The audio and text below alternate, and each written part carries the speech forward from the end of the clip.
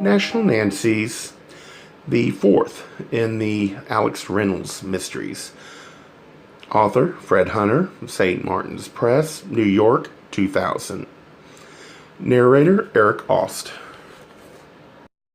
Chapter 2. When I woke the next morning, I was feeling so cranky from the lack of sleep that I couldn't even get my usual warm, fuzzy feeling from watching Peter get dressed for work. Sure, I still registered how beautiful he is and how lucky I am to have him, but that was about all.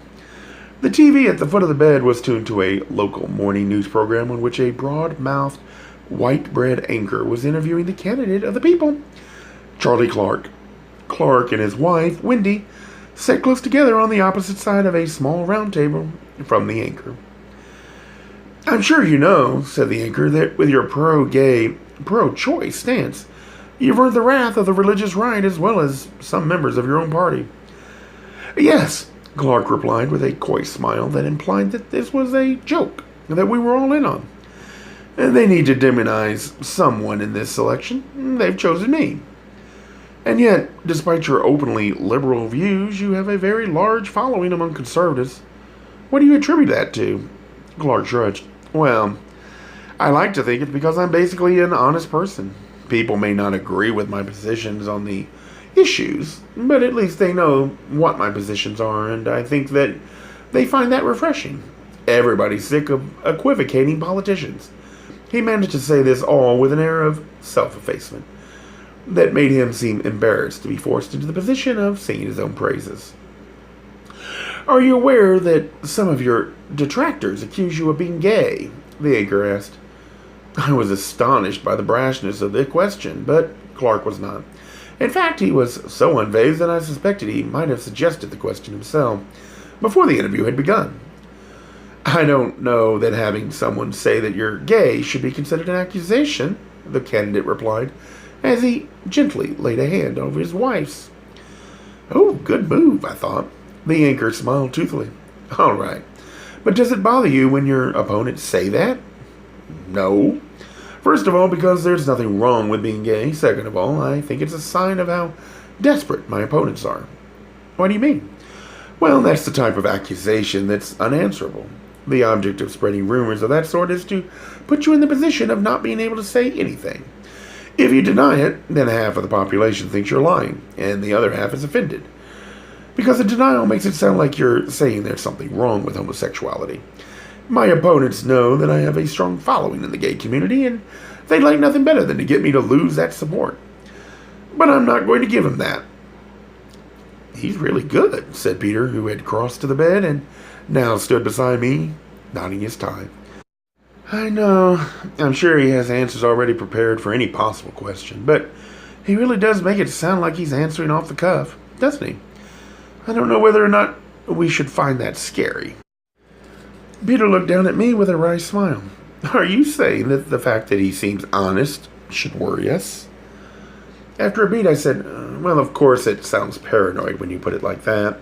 Peter laughed, and I took hold of his tie gently and pulled him down to me. What started out as a peck quickly turned into something deeper. "Hey," he said, pausing for breath. "This is a school day."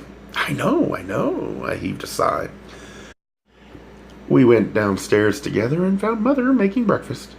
She was clad in a fire engine red kimono that had a gold dragon embroidered on the back. It was one of the several silk gowns she'd brought back from the trip she'd taken to Japan to celebrate my father's death.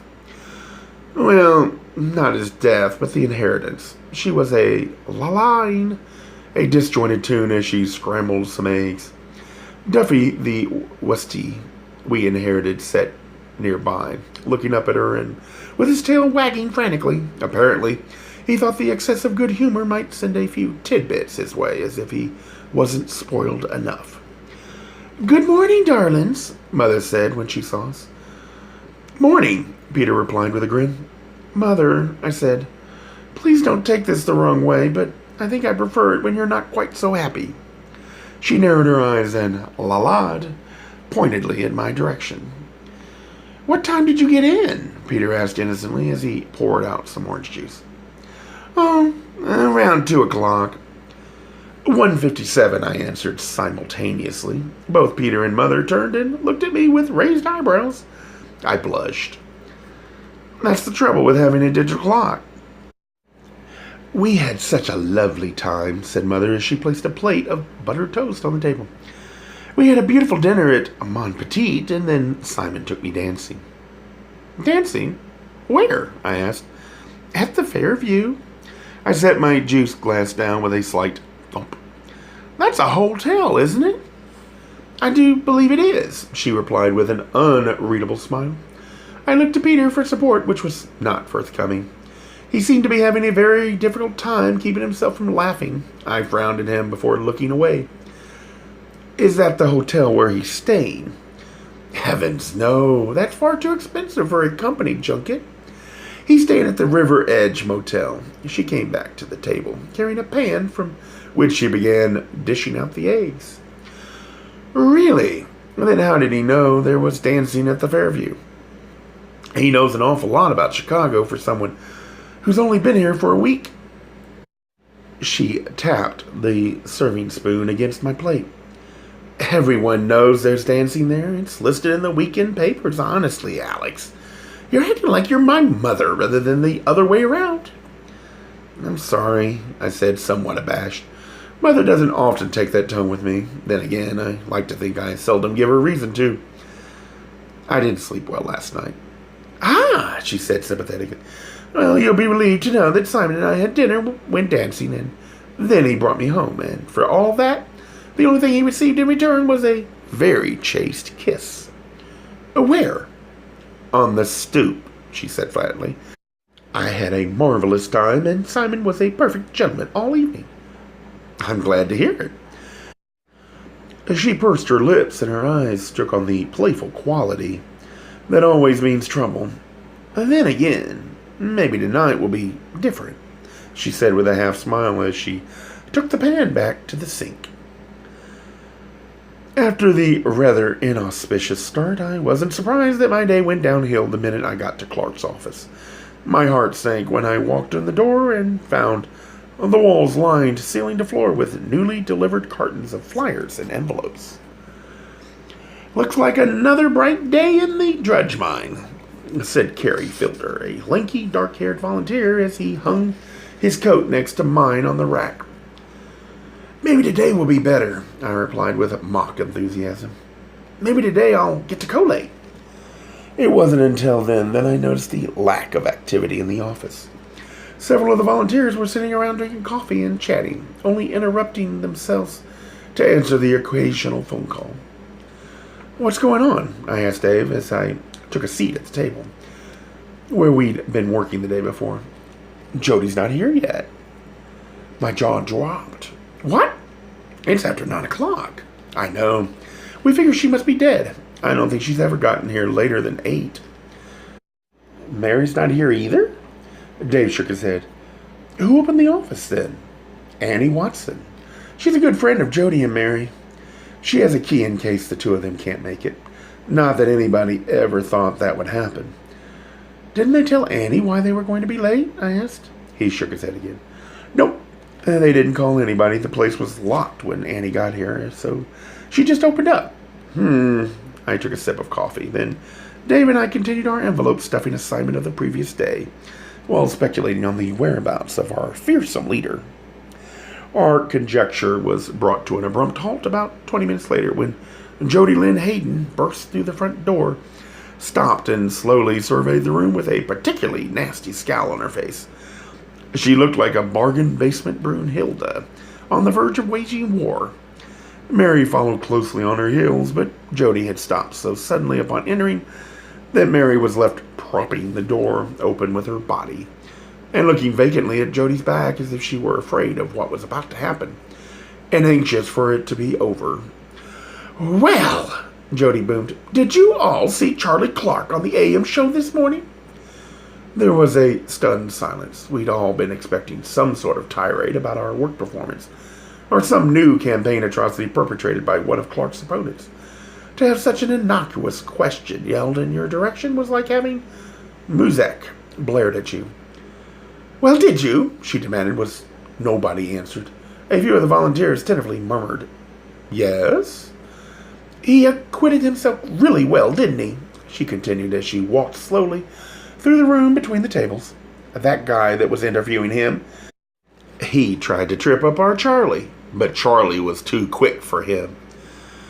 Though what she was saying was inherently positive, her tone of voice made every word sound like a scathing accusation.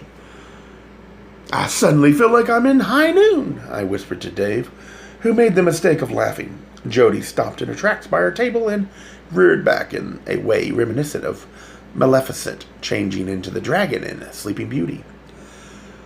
"Do you think something's funny? You find something funny about this little man?" I. Dave looked stricken. His eyes became saucers and his skin paled. "You peasant, little," she faltered, short of an epithet, apparently fighting to keep from crossing a line.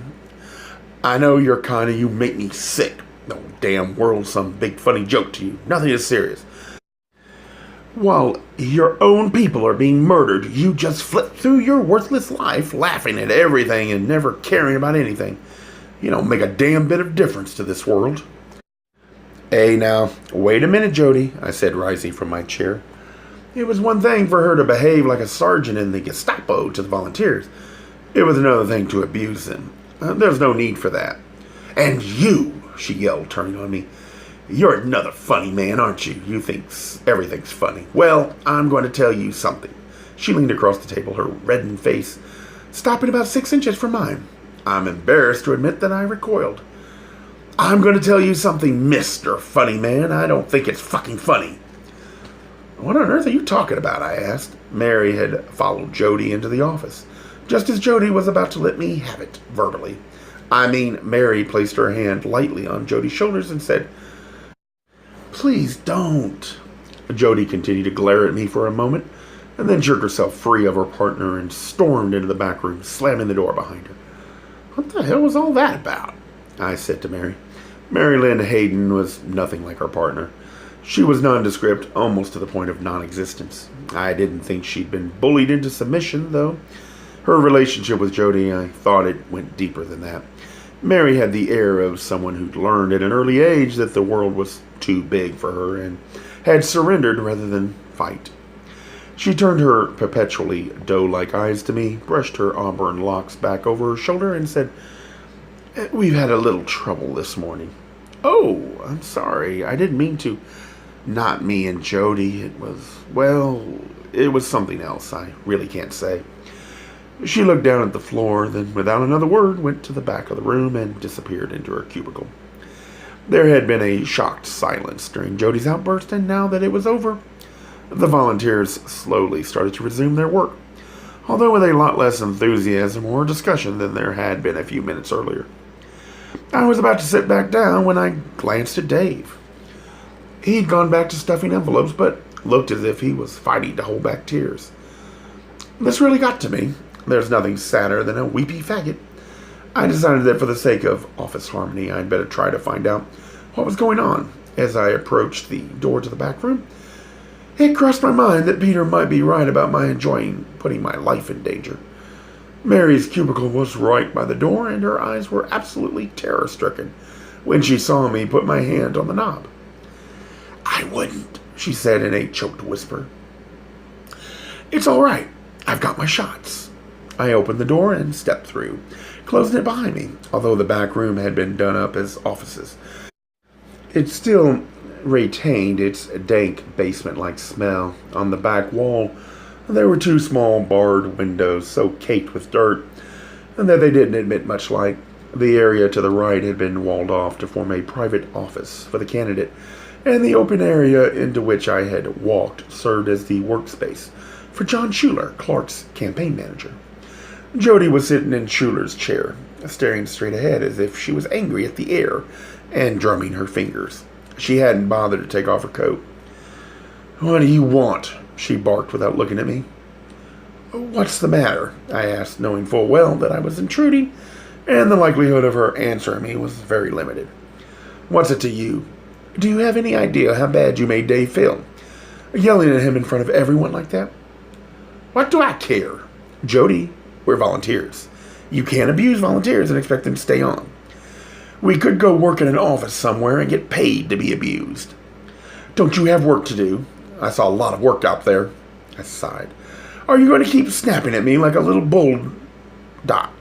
In the heat of anger, I caught myself in the middle of a Freudian slip. I quickly corrected myself. Bulldog, are you going to tell me what's wrong?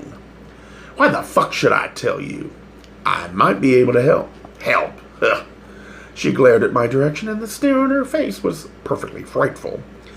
Look, I know I don't know you very well, but I would like to help if there's anything I could do. I'm assuming that whatever it is isn't personal. Oh, it's personal, all right. But Mary said, that bastard made it personal. Who are you talking about? When I get a hold of him, I swear to God, I'm going to deep fry his balls and eat them for breakfast.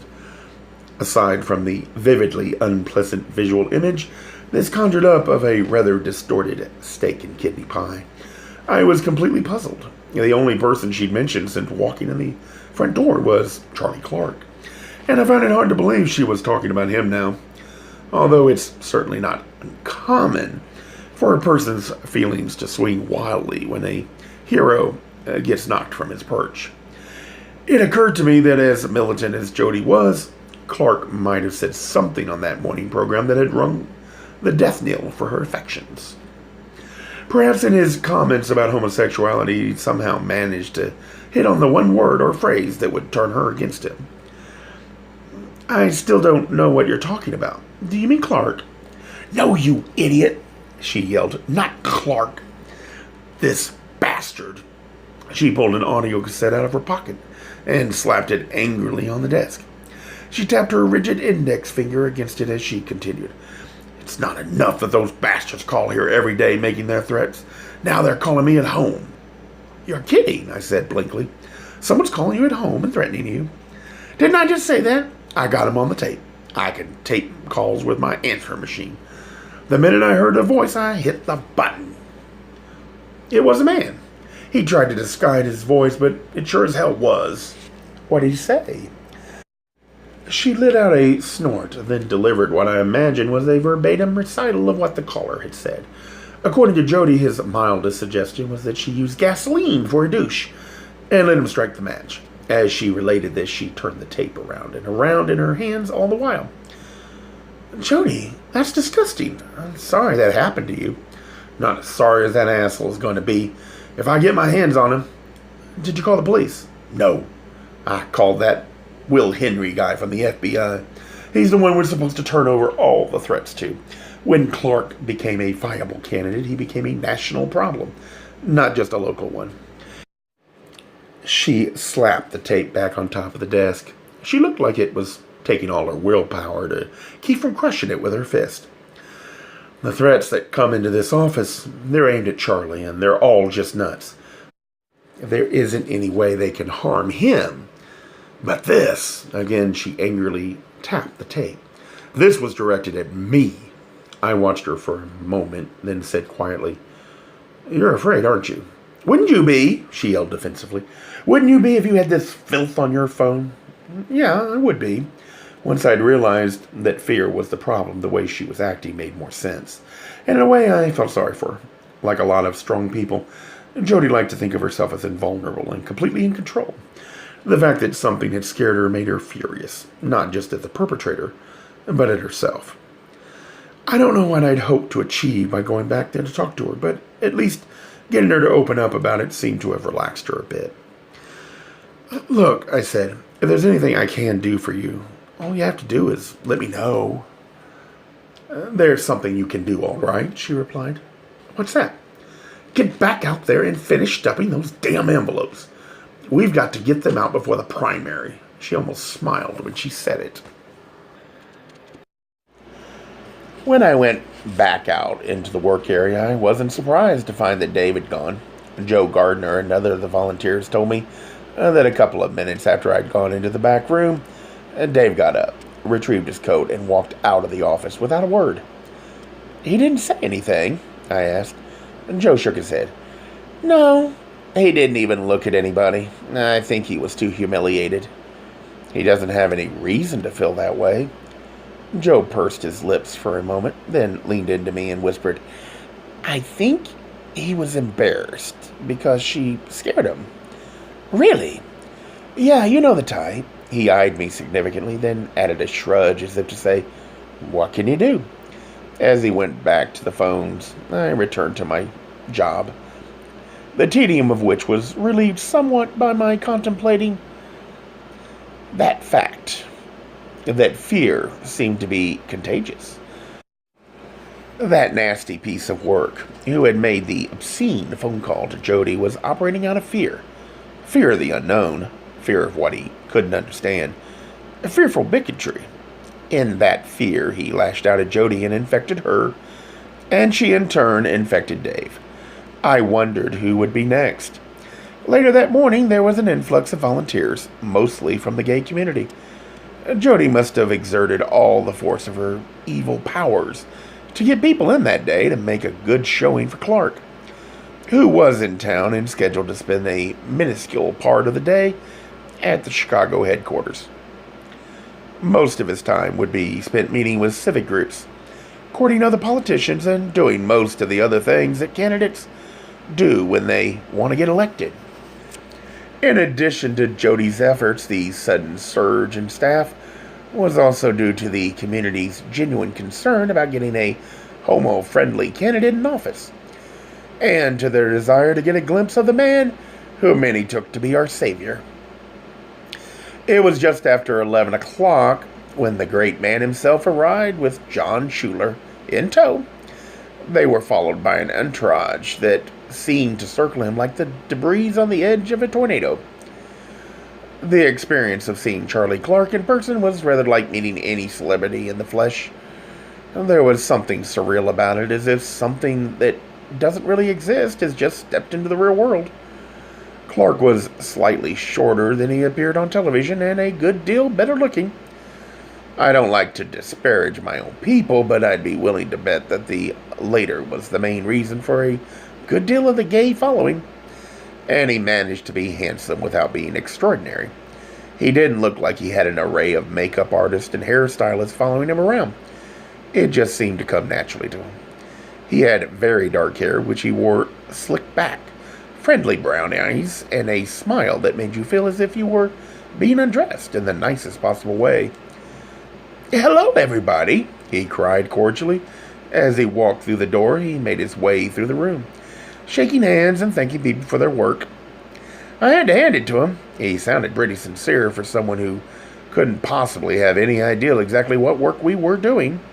He made a special point of waving a greeting at the volunteers who weren't close enough to physically touch him, making it clear that nobody was forgotten when it came to his gratitude. It took less than 2 minutes for Clark to make it across the length of the room. When he and Schuler disappeared into the back room, they were followed by Jody and Mary. I suppose they were going to report on the progress of our work. The rest of us were left feeling that if we weren't in the inner sanctum, at least we had touched the hem of the holy. There was just no denying that Charlie Clark had presence. While he was in his makeshift office, the entourage stood around the now severely congested room, making small talk with each other and basically looking bored and confused, as if once Clark was out of sight, they didn't quite know why they were there.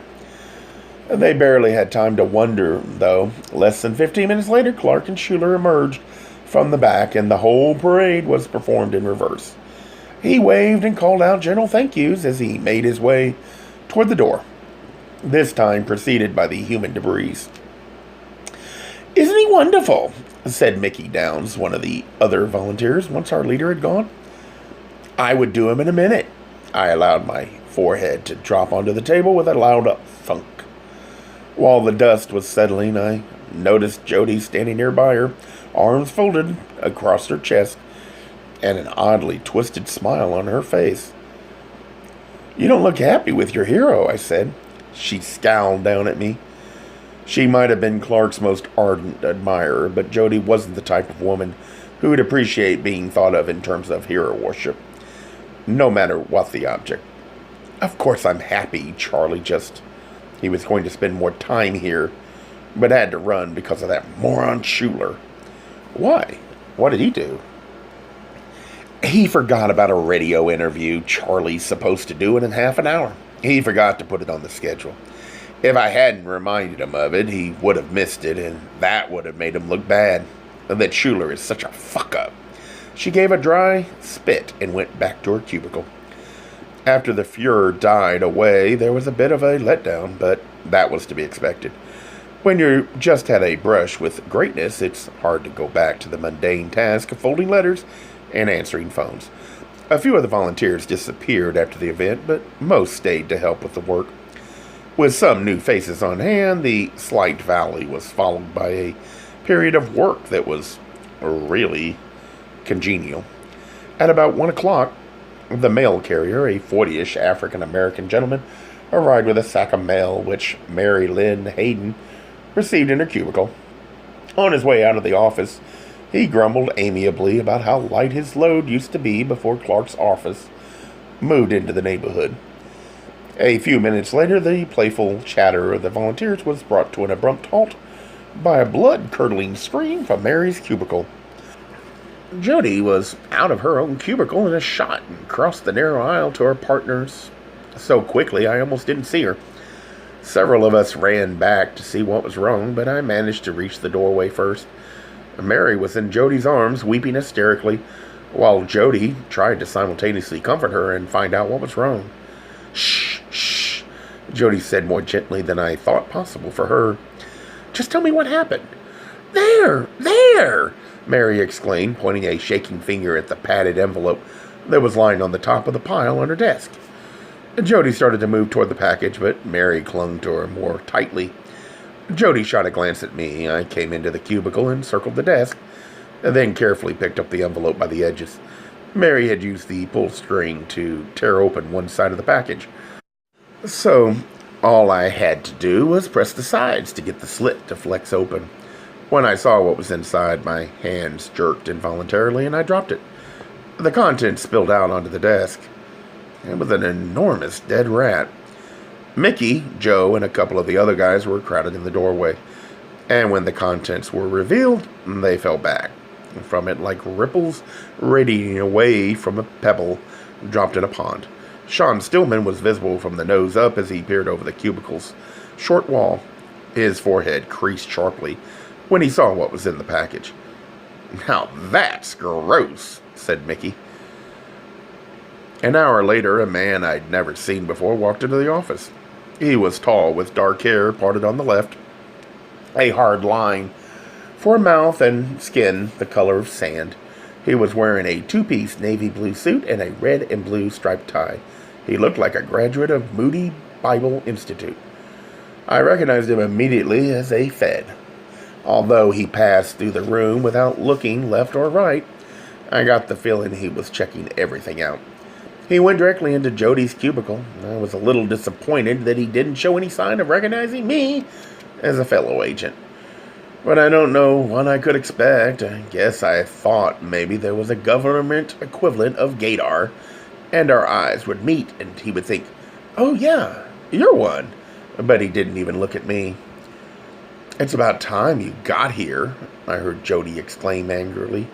Her chair slammed against the none-too-stable wall of her cubicle, and then she showed the Fed into the back room. He came out a few minutes later with a bag that I assumed carried the envelope with its disgusting contents. I suppose he had the tape in one of his pockets. Jody followed him halfway out, and once he was gone, she started back for her desk. "Was that the FBI agent you were telling me about?" I asked quietly as she passed by my table. Jody nodded. "Will Henry, and I'll bet he doesn't do a fucking thing." I clucked sympathetically as she walked away. When Peter picked me up later that day, he was surprised to find me bubbling with excitement. Well, maybe not bubbling, but at least excited enough that I'd been partially lifted out of my depression. "We were visited by various forms of vermin today," I said. "A politician, a Fed, and a rat." Who was the rat?" Peter asked with a laugh. "It was a rat." He stopped in his tracks. You mean an actual rat? Uh-huh. Oh, my God. You ain't heard nothing yet. As we walked home, I filled him in on the events of that day. This doesn't sound good to me, said Peter, whose expression had grown more concerned as he listened to my story. Doesn't it seem like whatever's going on is escalating?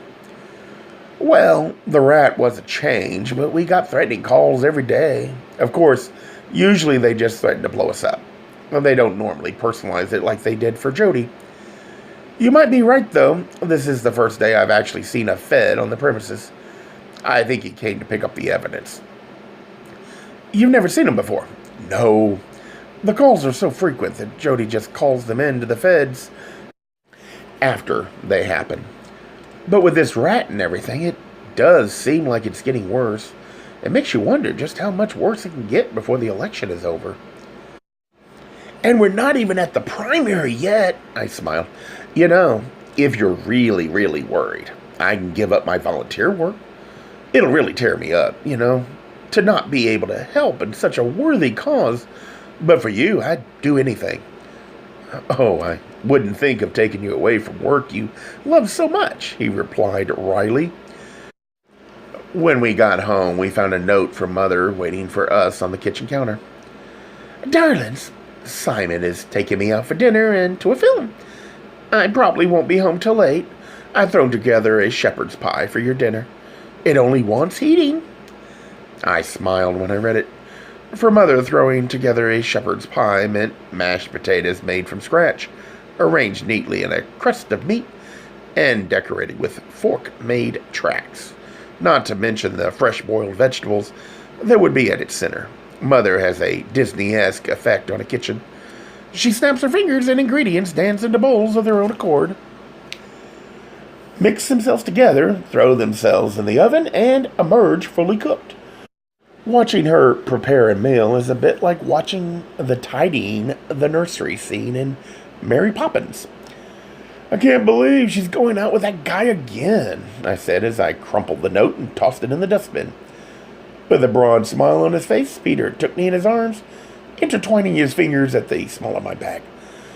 Sweetheart, last night we had the place to ourselves, and you spent the entire evening worrying about your mother. We have the place to ourselves again. Now, how would you like to spend the evening? His left hand traced its way up my spine, and then caressed the back of my head as he pulled me toward him. Our lips locked in a kiss deep enough to send sparks radiating through me. When our lips parted, I made a show of thinking it over, then said, I suppose worrying is a waste of time. There's nothing like losing yourself in someone else to really bring you back to yourself. Peter and I had been together long enough to know every nook and cranny of each other's bodies, but that only made re-exploring them more meaningful. At times, our lovemaking is so much fun that we're as likely to dissolve into laughter as we are to climax. But that evening, there was a tenderness to it that made me remember, as if I could ever forget, why I loved my husband so much. The gentle passion with which he kissed me as he stroked my naked skin told me, more than any words could have, how completely my love was reciprocated. For the first time in days, I felt like I mattered. When we finished, we laid there together, our bodies intertwined in sort of a pink haze that shielded us from any potential troubles. There was only Peter and me. I don't know how late Mother got home. A Gay Mysteries audiobooks. I think it is easy to hate a label, but a face humanizes the word. So this effort is twofold. To offer comfort to those like myself that your world didn't end because you don't fit into the view of acceptable society on both sides. And in hopes of helping those with family that are LGBTQ, that it doesn't mean we are aliens from the child they once knew. Reassure them so they can maybe be supportive at the same time, being true to their values.